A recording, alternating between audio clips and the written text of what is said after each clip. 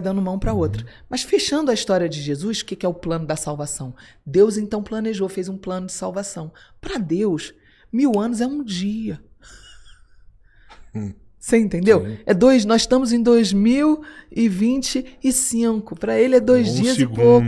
2 dias e um pouquinho. Pra gente aqui, por que Deus isso? Por que entendeu? Sim. E ele tá assim, eu mesmo, entendeu? O tempo dele é diferente do nosso. Tá conseguindo entender? Porque ele habita na eternidade. A Bíblia diz que ele é Deus de eternidade em eternidade. Até a eternidade passada e a eternidade futura, ele é Deus. É uma outra dimensão, um nível que a gente só no espírito consegue entender, que a nossa mente é limitada, o nosso corpo é limitado, a gente não consegue entender isso com a mente, com o corpo, sem a conexão espiritual. Por isso que nascer de novo é a única coisa que faz você começar a entender certas coisas. Porque quando ele te toca e te vivifica, você começa a entender as coisas de Deus sem explicar com a mente e com o corpo. Quem nunca nasceu de novo, você tenta explicar para um ateu que nunca nasceu de novo, Jesus é maravilhoso.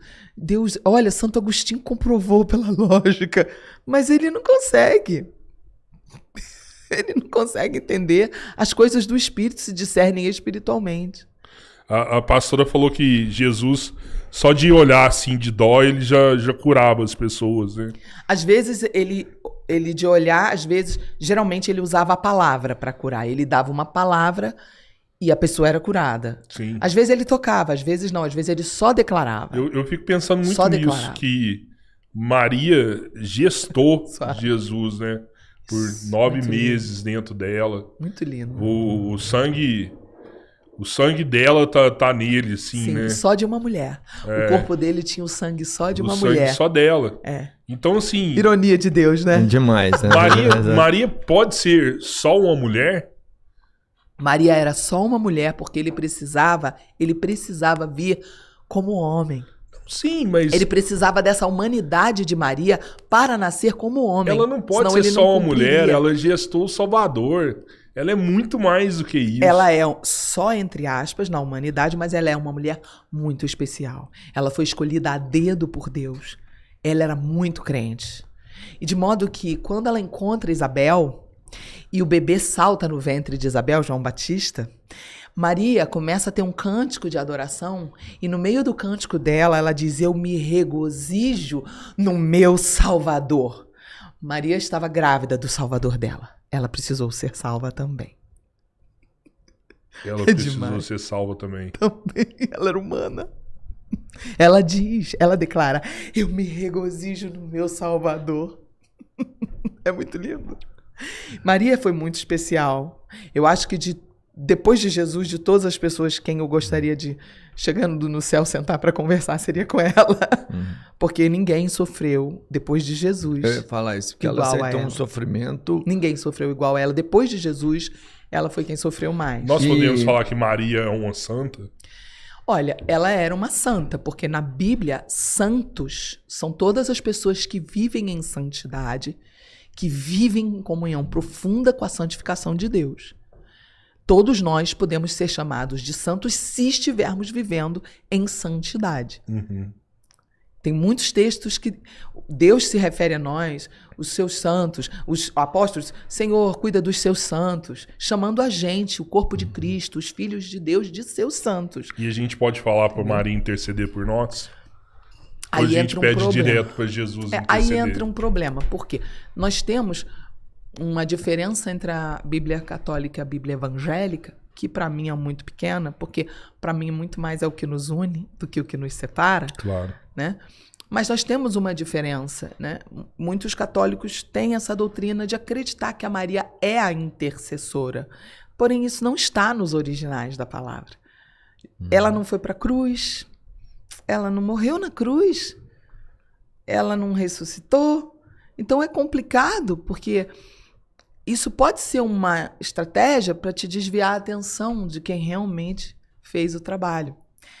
E isso também pode ser uma estratégia porque o emocional da pessoa pode estar projetando na figura da Maria uma relação materna.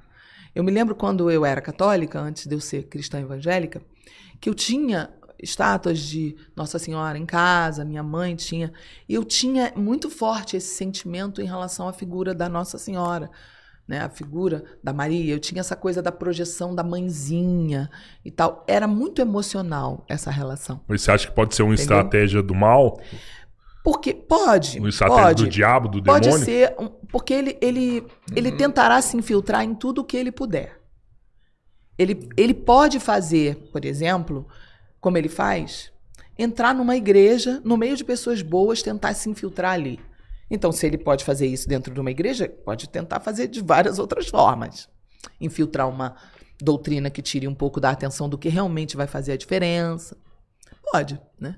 Quantas vezes a gente vê, por exemplo, um pai de família, ele ficar tão obcecado pelo trabalho, que ele não vê os filhos crescerem. E aí perde a comunhão com os filhos, com a mulher, perde o casamento. Estava trabalhando pela família, mas perde a família. Uhum. Então, o diabo, ele é um estrategista e ele pode fazer isso. Então, o que eu digo, né, como pastora evangélica? Eu amo todos os católicos e entendo a fé católica em Maria porque eu fui católica. E eu entendo que muitas vezes eu tinha essa relação com a Maria, de projetar a figura materna e tal. E eu fico, assim, às vezes comovida de pensar como que deve ter sido a recepção dela quando ela morreu. Porque quando ela morreu, ela certamente foi recebida com uma festa muito especial no céu. Porque ela não era qualquer uma. Ela era uma mulher muito especial. Uma missão que ela cumpriu brilhantemente, né? E quando ela chega no céu, o que você e eu achamos? A gente acha o quê, né? Vamos imaginar. A gente não está lá para saber, mas um dia a gente vai estar, se Deus quiser. E aí, eu imagino ela agora no céu.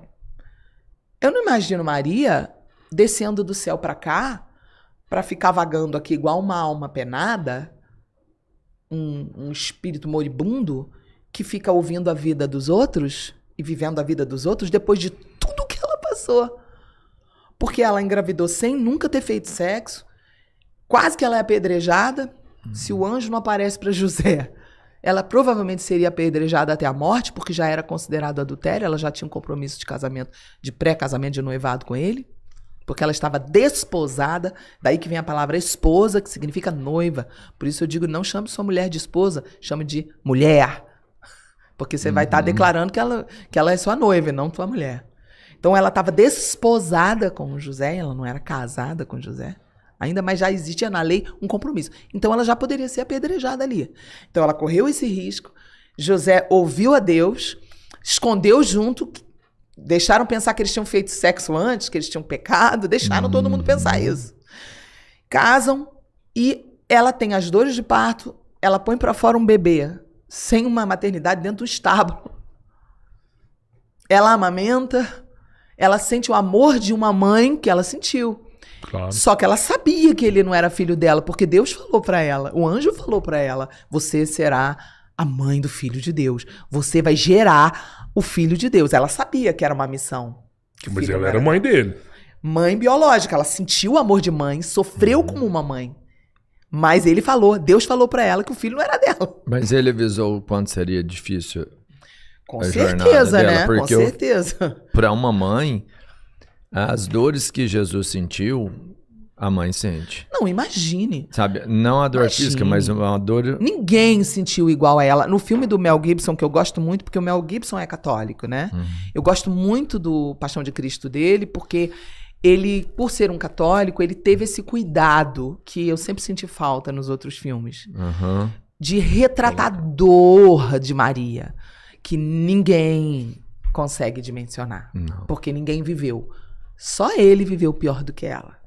Então, mais ainda agora, eu tenho que imaginar se Maria foi essa mulher que cumpriu brilhantemente a missão dela. Porque Jesus, com 12 anos no bar mitzvah dele, ele fica no templo e eles dão falta dele uns 3 dias depois que todo mundo já está voltando, né? E eles voltam desesperados, achando que perderam Jesus. E Jesus fala, o que vocês estavam me procurando? Eu não sabia que estava na casa do meu pai. E dá um fora com 12 anos. Ele deu um fora em Maria. Com meu pai, né? Ele deu um fora no pai e na mãe. Um fora entre aspas, mas deu. Deu um passa-fora nos dois. Ele, vocês não sabiam que eu estava na casa do meu pai? Em outras palavras, vocês sabem que vocês são apenas um instrumento para eu vir. Não vem tentar tomar posse, não. É muito forte isso que Jesus fala. Será que é um desmerecimento nesse ponto? Ou será que é só colocar o nível de importância.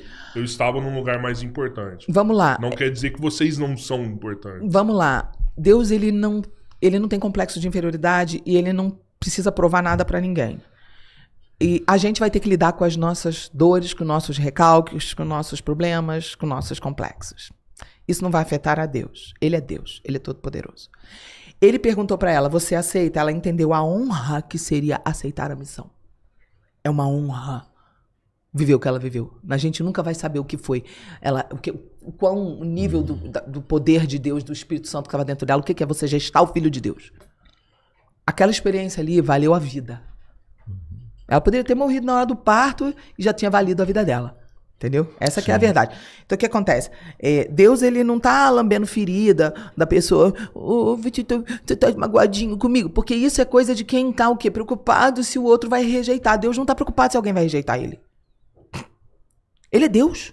Uhum. É uma grande honra para ela ter sido a mulher que gestou o Filho de Deus. Claro. Ela cumpriu a missão dela com brilhantismo. Ela cumpriu. Ela é uma mulher que já recebeu o galardão dela. Ela tá na eternidade, maravilhosa. Aí eu te pergunto, depois disso tudo, seria justo? Você acha que combina com o caráter de Deus deixar uma mulher dessa ficar aqui, andando por aqui, igual a uma penada, depois de tudo o que ela passou? Eu duvido que Deus faça isso. Eu duvido. Aí a primeira coisa que eu digo pra vocês, eu não vou nem argumentar com texto bíblico. Eu duvido que Deus faria uma maldade dessa com Maria. Uhum. Da mesma forma que é um choque, eu tenho muitos amigos católicos e a gente conversa bastante, ora junto e tudo, e a única hora que a gente bate de frente, porque a maioria deles concorda comigo sobre isso. Tem padres que gostam de mim que concordam comigo. Não, realmente. Inventaram que a Maria poderia ser intercessora, mas na verdade, Jesus é o Filho de Deus, Jesus morreu na cruz, é ele, né? O mediador. Beleza. Aí o que acontece? Aonde que a gente bate de frente, eu e meus amigos católicos? Quando eu falo assim, Maria pariu Jesus sendo virgem, mas Maria não morreu virgem. Porque Maria teve filhos, Sim. Pois Deus é bom. Deus não deixou Maria morrer virgem. Imagine José, bote seu bigolinho aí no molho e morra virgem também. Porque os homens eram virgens também.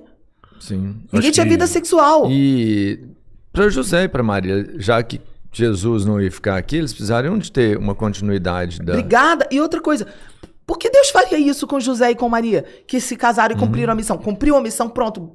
Cumpriu. Agora vai viver sua vida. Porque católicos falam que Maria morreu virgem? Virgem. Que ela nunca teve relação. Quer dizer, eles não gostam de Maria, não? Quem falar isso não gosta. Tem muito católico que concorda comigo, mas a minoria. Eu falo, então vocês não gostam de Maria?